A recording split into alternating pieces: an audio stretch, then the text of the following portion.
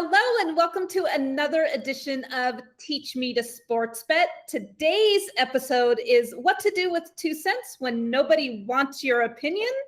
And to help me figure that out is my trusty teacher, my colleague, and veteran sports bettor, Dave Bontempo. Hi, Dave. Hey, Kemi, nice to see you again. 2 cents is 2 cents. It's a win. Yep.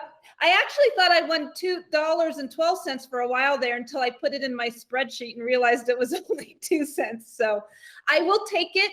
And it came because of a Friday bet. So I had made my early bets when I posted the video, but I had made another bet on Friday when I found out DraftKings was adding a 20% profit boost to all of the weekend's games. So I went in search of a game to bet on, and I came up with Indianapolis at minus 11.5, which sounds crazy to me. But right after I learned about the profit boost, 5 different people told me how horrible the Jets were, and I took it as a sign. I'm not sure that's a great betting move, but at that point, it was what my gut was telling me to do, so I did it, and it worked out. Well, we talk about your gut and following that. So that's what you did in this time. See, and it's good that you didn't listen to any former NFL players. The players will often tell you, don't ever give more than 10 points to another human being, right? And these are people who play the game. They can't figure out the games more than anybody else. But see, now that you have 2 cents profit, you can legitimately tell people, hey, I'm winning every week. I don't know. I guess if you don't lose, it's a win. I've always said that when I go to Vegas, even if I go home even, that I consider that a win, but okay. Well, you're getting action, and you know what you're doing. Kimmy, you are now identifying yourself as a style of bettor, and this is important as you move along. Now, in the 7 bets you have told me about since we started, you have taken the chalk every time. So you have turned into a favorites player, which is good that you identify the types of teams you like and the types of situations that you like to play. So this is a good first step for you in identifying the type of player you want to be and the situations that figure into the way you like to play, because that's important going forward to win. So I will tell you, I noticed that when I was placing my bets, because we had talked about the underdog side last week, and I just couldn't wrap my head around it yet. I don't know if it's because I'm just, like, when you say underdog, I think they're going to lose, and I know that the points come into play there, but I can't wrap myself around it. I still look at the favorites, and what I've been finding myself doing is looking at the points. And if it's too small of a point spread, I don't like it because I feel like the game is going to be close. And if it's too large of a one, so ignore the Indianapolis Colts bet. But if it's too large of a bet, then I'm afraid it won't cover. So I'm trying to find bets in that 5 to 7 point range where I think they're going to pull out a victory.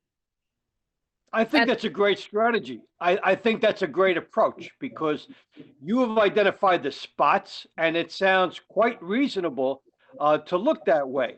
And you hone in on that, and then if you want to develop knowledge about underdogs, you put maybe $2 on a couple each week, side bets, and just watch them and see how they play, and then get an idea of who you can trust. Now, for all that, I've been high in the Cincinnati Bengals because of what the Miami Dolphins did last year. But guess what? This weekend, the Cincinnati Bengals are a 3-point favorite against the Jacksonville Jaguars, and they are winless. You have a team that hasn't won a game being favored against a team that has won a game. So it's really like the odds makers have caught up with the premium now, and they're on the Bengals. So, you know, there's a matter of that as to when you come in and the trend and the flow. So it's funny you say that because I saw a tweet today, which I thought was sort of funny. And it's like, now that preseason's over, so it's like the first 3 weeks were our equivalent of preseason, and now the sports books are able to, maybe adequately assess a team or get a little bit better, which makes it, I assume, harder for me as a new bettor. Well, but you'll have your database of knowledge that we talked about and your gut feels. Trust those gut feelings that you've had because they are yours and they are your research and your database. All these people that have these predictions, I don't know too many people who were picking the Baltimore Ravens Monday night. The Kansas City Chiefs Monday night against the Baltimore Ravens, and they starched them. Everything was Ravens, Ravens, Ravens because of what they've done. You had a little skepticism yourself last week about that, about not taking the Ravens. So that was a good non-play for you. And that's basically because you built up your sense of what you like, and that's going to serve you. Well, I was skeptical because of something I think you said. When the favorite loses, they come back with something to prove. And I just felt like Kansas City was in that position. And the point, the spread was really small. So I figured it was a flip which way it would go. At least that's how I felt. And I don't really feel like I wanted to bet on a flip. Good. See, that's a very good thing for you to know of what makes a non-play. And you separate the plays from the non-plays. A lot of times in non-plays, people will stab at something, or I want to have action. It's Monday night, or I want to make up for what happened on Sunday. No, you took it within its own realm, which is good. By the way, with your 2-cent win, that was good because last week the score was underdogs 8, favorites 7, and 1 push in the 16 games. So you can see that confusion over like that type of situation will lead to a lot of parity. And if you're even when the NFL was even in that regard, that's pretty good. Okay. So we talked about underdogs. I took Indianapolis with too many points. I'm sure I'll get heckled for that bet, but it came in for me, so I don't care. Because everybody was telling me the Jets are so bad. But at the beginning of the season, I really wanted to try to follow the Broncos, but they've just been not doing great things either. So now you have the Jets and the Broncos this week. So you have 2 bad teams who haven't won. Like, how do you approach a game like that, for instance? Well, you say usually in something like this, something strange will happen. You don't know what it's going to be. Now, here's some unfortunate trivia for New York Jets bettors. The New York Jets are the only team in the National Football League this year that has never been in the lead for 1 second of any game this year through 3 games. Even the Broncos have had a lead during a game.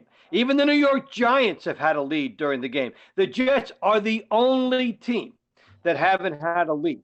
Now, this morning, I did a separate scouting report just on that game. And I looked back on the Jets game last week. And Sam Darnold, of the Jets quarterback, made a lot of unforced errors, terrible plays. He threw 3 interceptions and basically cost his team 20 points. So when you talk about the revenge motif, I look at this game as well. If there's anybody that has to step up and play, it is him. And the other thing is, since he was the starter last year, the Broncos have gone through 3 quarterbacks. Drew Lock, who started the season, and he was injured. And then it's Jeff Driscoll and Brett Rippon. The Broncos, if they repeat the way they played against the Steelers in week 2, would win the game. But the Jets, they're due to play a good game sometime, and they just got spanked. So you would have to kind of lean into the Jets and say, if they don't come up big in a game like this, they have no season. So I would expect the Jets to come out with a lot of urgency and desperation. So that's interesting. I'm not sure that that's the kind of conditions that make for a good game to bet on. Correct.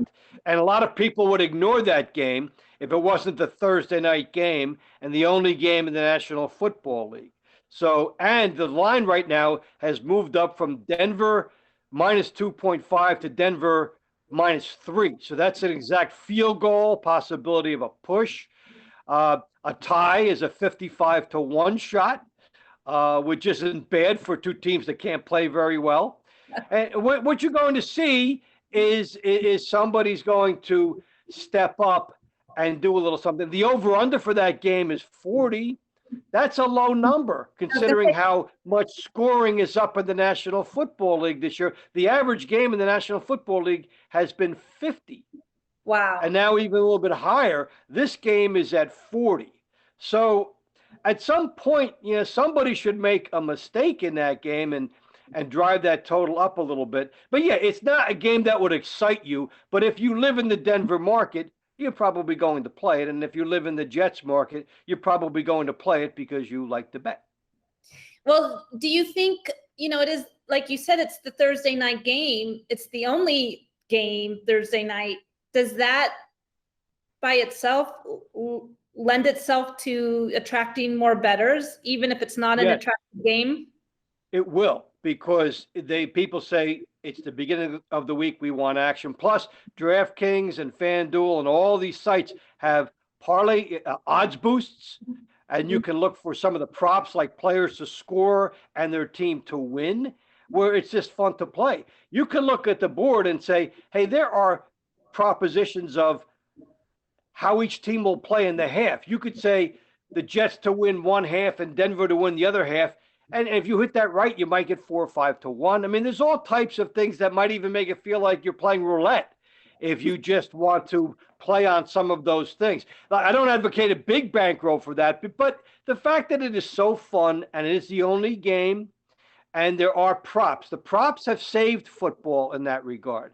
Without the prop bets, you look at this game and say, who wants to play Denver -3 against the Jets when neither team has scored won? But now you look at it and say, well, you could have a Sam Darnold's props. You could have who scores first.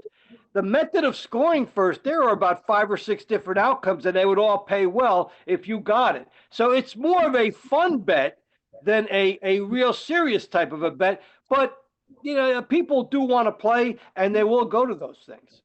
So considering how I've been betting lately, if I were to play like one of those props, am I playing like $5? Am I playing $2?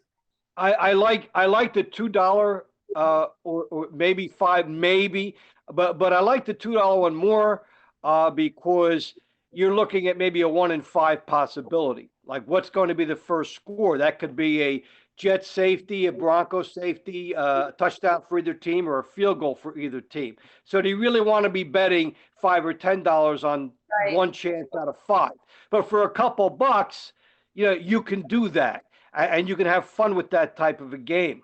Neither team has given you a reason to trust them in terms of the betting, but it's good to know that type of a game, and then that type of an approach. I also want to give you a little exercise for expanding yourself. By the way, you're doing very well with your chalk betting, and stay heavily on that. You've identified your situations, and that's good. A little idea here is that for $2, since you like to play the favorites, right? On the money line, which we talked about in week 1, you'll see these teams like -250, -240 on the money line because they're big favorites. You can't play one of those. But if you play 4 of them in a parlay, take that $2, you might get 3-1 or 4-1 combined if they all win. Now, you're not looking for teams to cover the spread. You just need them to win the game. That's what the money line is. I've done that a couple times this year, and there's still sweat. But you might get 2.5-1, 3-1 on games that you would not have been able to bet otherwise. So I say that's a $2 side trip for you. Take 3 or 4 games you like just to win the games, favorites to win the games, and put $2 on them and make them like a 4-team parlay.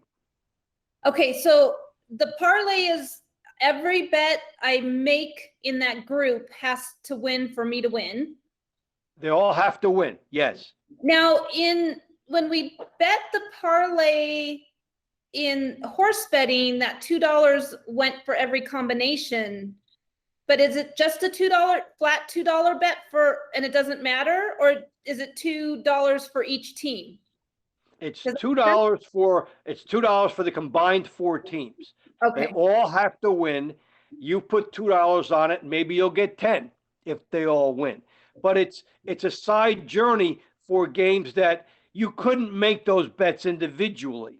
And you know what the good part about this is? When you go on DraftKings or any site you want, you can put in this bet as if you're making it, and they will tell you the odds before you make the bet. This is your return, and you can decide whether you like that or not. Okay. It all depends on the price of the favorite. I like that as a little inexpensive side trip that gives me, and then it also lets you track how how the teams are. But these are little deuces, these are not your big plays, but these are little deuces. And if you hit, maybe you can roll it over one week, and then you've got a side thing going for a little rollover for yourself. Okay, so 3 or 4 teams, parlay them, make a bet. I'm on it. I can do that. Actually, I think it sounds a lot of fun. I like it. It is a lot of fun for not much money. And I like just having to pick the winner and not. Yes. The points give me stress. They stress me. Oh, amen that they do it. Remember we talked about last week about 4 games being decided on the final play? I mean, there's a lot of that goes on in the NFL. They've got these spreads down so tightly, and they've got the games figured out so well that it goes right to the end. Or again, this past week, Pittsburgh was kneeling on the ball at the end of the game.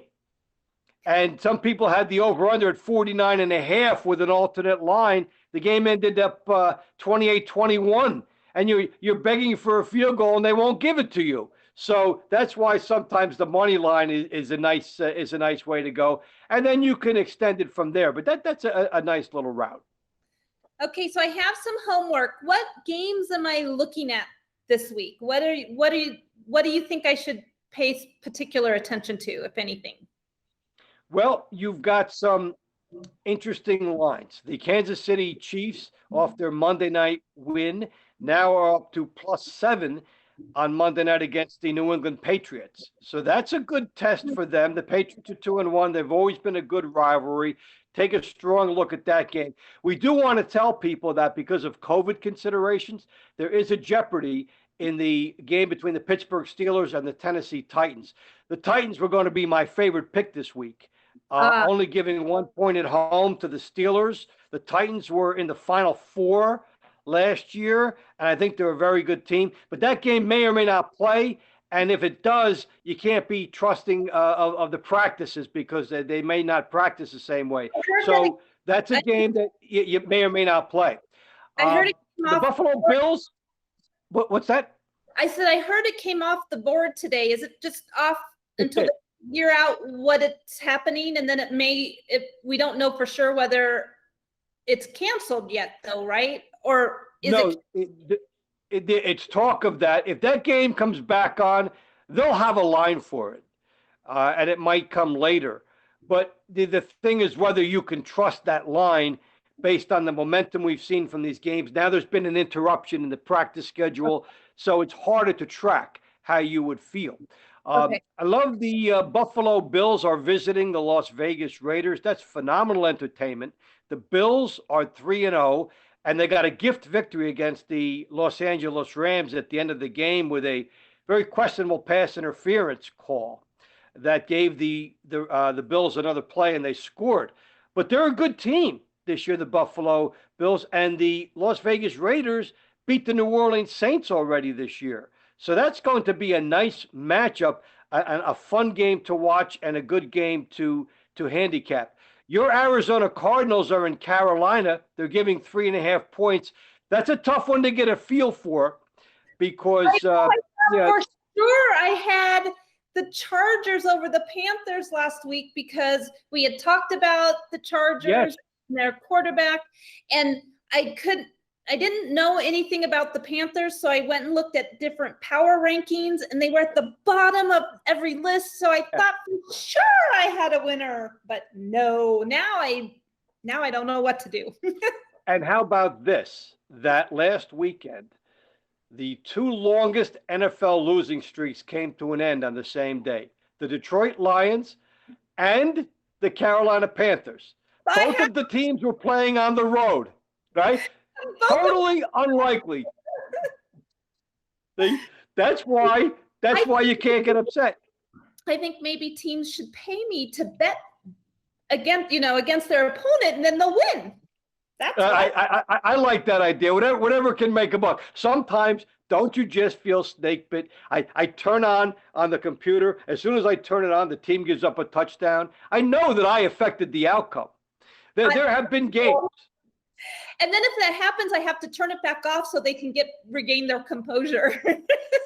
I don't care if anybody says that that's wrong. It's correct. I know I've affected a few games by where I sat, how I looked at the TV, what angle did you take? Yes, that all comes into it.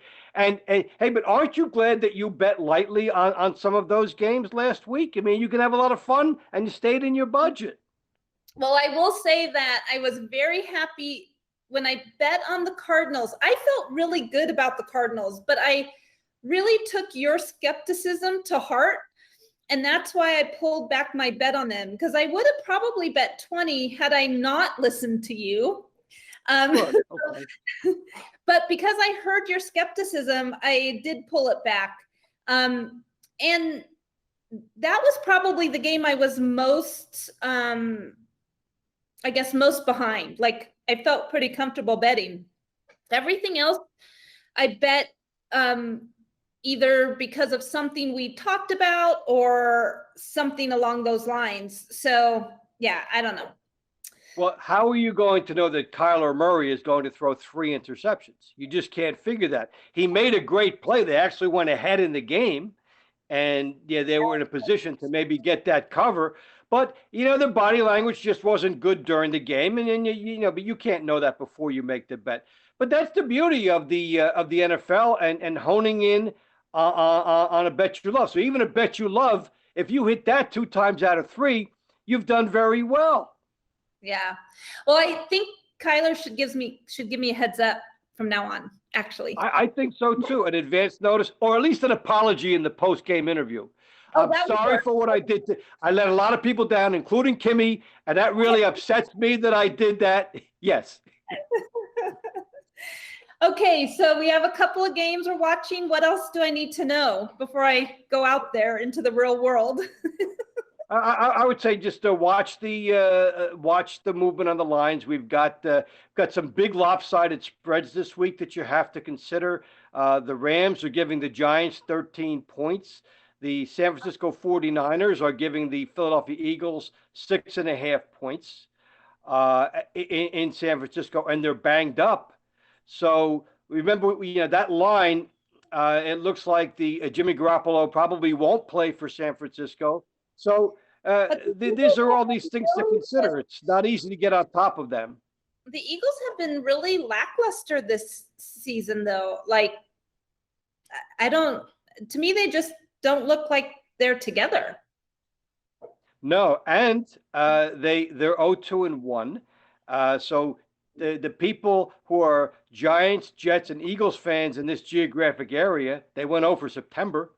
That was very something they didn't figure they would do. The Eagles don't have a real powerful running back that they can go to, and they just seem to be their timing seems to be off. And I think Carson Wentz, their quarterback, has been overrated for some time. We've actually said that. He's in his 5th year, and Joe Burrow, who was in his 3rd game for Cincinnati, outplayed him last Sunday. So I think that when you look at the Eagles, you have to realize that Carson Wentz is not who they thought he was.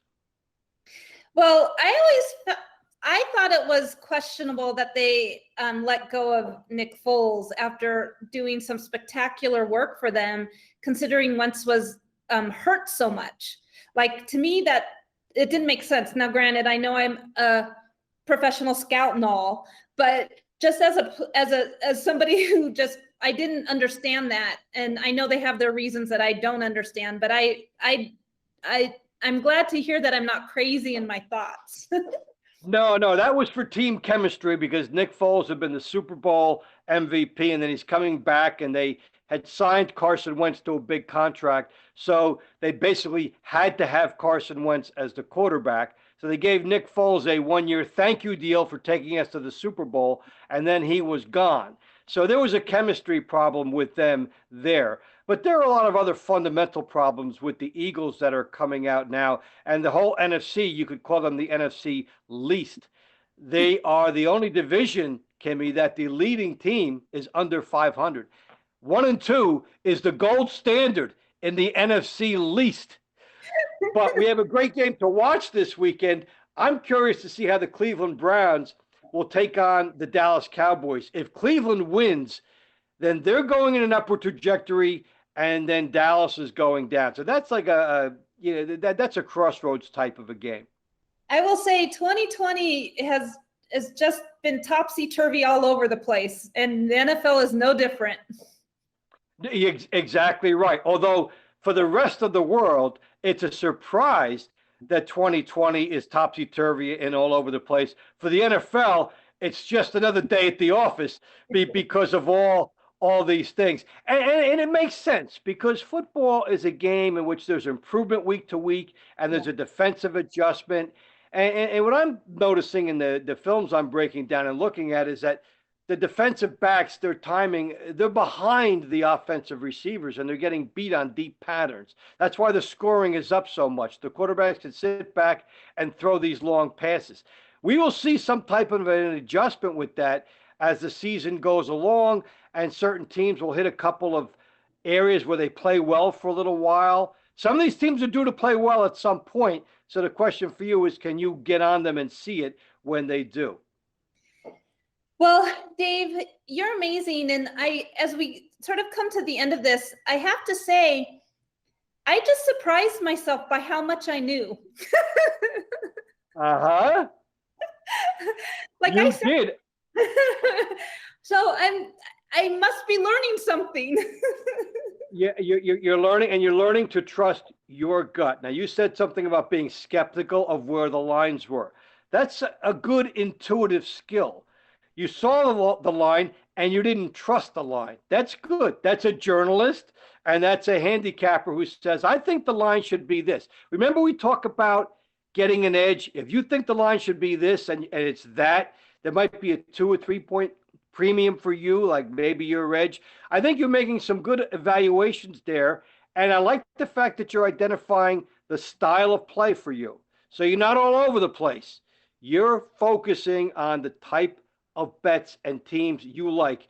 And traditionally in football, over the years, that has worked. Well, I have my work cut out for me. I have some homework that I'm actually pretty excited about. So I will take that. I will make my bets and keep my fingers crossed each weekend like I do. And I will see you next week. I guess that's it for today. That's right. Yeah, and you have a good game plan. You have a good game plan, Kimmy. Thanks, Dave. See you next week. You got it. Okay, so I am in the midst of doing my research, getting ready to place my bets for this weekend. And that whole Jets Broncos discussion with Dave has me thinking, like, is there really an opportunity there? Two teams that haven't really been performing. Will one step up to the plate? So I couldn't think of anybody better to go to for more help than my friend Ian St. Clair, the lead writer over at PlayColorado. And he has a popular podcast. I'm going to have him tell you about that. But he also is a Broncos betting expert. So hi, Ian. Hi, Kim. And my podcast is the MHR Radio Podcast. Thank you. So go check him out. All things Broncos. So tell me, the Broncos are favored in this matchup against the Jets, but I'm not sure that that's saying a lot at this point. Tell me what you think. I'm amazed that the Broncos are actually favored, whether the line is sitting between 2.5 and 3 points, that they're the favorite. I think that says more about the Jets than it does the Broncos. To me, this Broncos team is what's left? I mean, you have close to $50 million right now, over 58 million of their salary cap is either injured or on injured reserve. Oh my gosh. So that tells you where things stand now. They're just trying to keep everybody healthy, let alone finding enough people to put on the field in East Rutherford, New Jersey at MetLife Stadium. And it was announced today that Brett Rippon is going to make his start for the Broncos. So he'll be the 9th quarterback to start for the Denver Broncos since Peyton Manning retired. And keep in mind, they're still favored over the Jets, with all of that still being said. I think it's a matter of what are the Broncos able to do defensively? Because Sam Darnold and the Jets are horrible. As Dave pointed out on your conversation with him, the Jets have not led the entire time this season in the NFL, which is remarkable. If they're able to move the ball against the Broncos defense, that's not a positive sign. So to me, it's all about the defense. And then on offense, can they run the football? So those two things I think are going to determine whether or not this game is going to be any good from Denver's standpoint, or if it's going to be another case of Adam Gase sticking it to his former team like he did when he was with Miami. That doesn't sound like a ringing endorsement. And I know you are also not just an expert, but a fan. So how do you get through this kind of season start as a fan? I think you put it on, you knew the first 3 games were going to be difficult. And I thought the way they played against Tennessee was a positive sign that they were in it right at the end. And if they could just somehow get over that last hurdle of finishing games, which is what teams in transition do. When you go from being a bad team to a good team, there's going to be those transitions. Same with Pittsburgh. The fact that Jeff Driscoll came in and played the way he did in that second half gave me false hope for what was going to happen against Tampa Bay, because I originally thought that Tampa was going to blow them out. And then I started to drink some of the orange and blue Kool-Aid, and I thought that the Broncos would somehow find a way to cover. Well, I should have listened to my gut. That didn't happen. My gut is telling me on this that I think Denver will probably find a way to lose this game. Oh. I think that's the way it's trending right now. And especially with a quarterback making his first start against a defense and a defensive coordinator that the Jets have, I think it's going to be a rough day. It's just a matter of waiting until Drew Lock gets back. I think that's the only thing that you can hang your hat on, is that the fact that he wasn't more severely injured lets you think that, okay, when he gets back, there's still a chance that they may be able to make something happen. So, both teams being winless, somebody's going to have to take a stab at getting into the win column, right? So so let's step away from the game, because maybe it's sort of a toss-up who's going to take it, right? Yeah. But are there any other, like the over-unders at 40, that seems pretty low compared to all of the other scoring. Are there any other bets that you like, or are you just saying, yeah, it's a Thursday night game, but just step away? I think this would be a good game to just step back from. Just that would be. Watch it and not put anything on it, because there's so much unknown. And I told you before we started recording of the old adage that when 2 bad teams play, you usually get a good game. But this really is a pillow fight. I mean, it really could go either way. It's just one of those games where Sam Darnold could play out of his mind. The last time the Broncos played at MetLife Stadium against the Jets, Sam Darnold torched this defense. I'm not sure that's going to happen this time. I think the secondary is better than it was the last time the Broncos played the Jets, but there's just so much unknown. We have no idea what the Jets defense is going to look like, let alone the Broncos offensive line, what Brett Rippon is going to look like. I guess some fans were intrigued by the way he played when he came in place of Jeff Driscoll, but then he threw a key interception at the end of the game. Who knows what is going to happen with this? So I would just sit back and watch it and not have anything on it. So I have to say, Ian, since the beginning of the season, I have been trying to find a way to bet on your Broncos, but it doesn't look like it's happening this week either. There hasn't been a reason to. I mean, if you bet against the spread the first 2 weeks, that could have been the way to do it. I would have told you to do that, to bet against the spread, because they covered against the Titans. They were able to cover against the Pittsburgh Steelers. Now it's just the spread's so little. I have determined I don't like betting on games where the spread's so small. I don't know enough to determine whether that's a smart bet or not. So I try to stay away from those games. And especially with these two teams. I mean, you have literally, it could go any way. This is one of those games where you could lay out a prediction of 100 and literally any of them could happen because they're just bad football teams.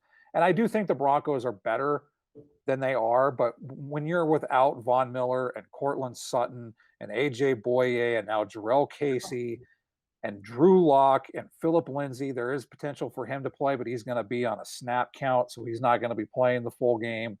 And now you're out your two right tackles. It's just that's crazy. If it wasn't the Broncos, it'd be humorous, but it's still humorous, but also really. And now it's just so 2020. Yes, that's the perfect analogy. It's 2020. We're seeing it play out with the Denver Broncos. There was so much hope and excitement, and then it's just like every day you pick up your phone, like, okay, so who's injured now? Okay, I think you've talked me into it. I'm stepping away from this game, and I do want to thank you for taking the time out to come on and talk to me about this. And I really appreciate getting insight from multiple sources, and I tend to read your articles a lot, but I'm glad we had a chance to talk. So thank you. And I'm glad I could help out. Hopefully it was helpful. And maybe when Drew Lock is back, I can give you a reason to bet on them. We'll talk again later in the season, hopefully with a healthier Broncos team. Bye, Ian. See you, Kim. Okay, so after listening to Dave, I really thought there might be an opportunity with the Broncos and the Jets, considering the Jets have been performing as poorly as everybody says they have been. But it seems after talking to Ian that Dave is absolutely right, and I am stepping away from that game. So no Thursday night football. In fact, I haven't bet on Thursday night football yet at all. So I'll be looking forward to that. What I did end up with, now these are my early bets, it's early in the week still. I am going to take my Arizona Cardinals at minus 3.5 against the Panthers. I think they can pull this out, and I think they'll get their act together and come back strong. I'm only putting $10 on it. I'm not 100% confident, but I do like my Cardinals, and I'm betting as a fan and a hopeful bettor. I'm also going to choose the 49ers at minus 7 against the Eagles. As I mentioned earlier, I just don't think the Eagles have got it together. I'm hoping they'll not have it together for one more week, so I'm putting $10 there. But those are the only games I'm betting so far. I'm holding at least one bet off to maybe bet something closer to the weekend. I also want to see what happens with the Titans and see what's going on there. We should know more in a day or two. Now, I had some homework from Dave, and I put together a 4-leg parlay. I think that's how you say that. I have 4 picks, straight money line, and I put $2 on it. And that is the Arizona Cardinals, the 49ers, the Kansas City Chiefs, and the Baltimore Ravens are my 4 teams I'm picking. Now that I've done that, I'm thinking maybe I shouldn't have picked the 2 teams I bet on. I need to ask Dave about that next week. Maybe I should have switched it up a little bit, maybe hedge my bets. I'm not really sure about that.